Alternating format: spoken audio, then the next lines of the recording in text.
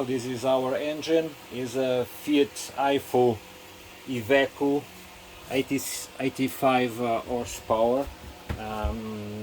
It's a very low-tech engine, no electronics. It has a temperature gauge sensor, and it's a very robust. It's a very robust engine. You can see that we have a large area to work on it, so it's really comfortable to work in.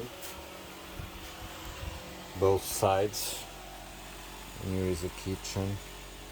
We also have access to the engine. And I'm going just to fire it up.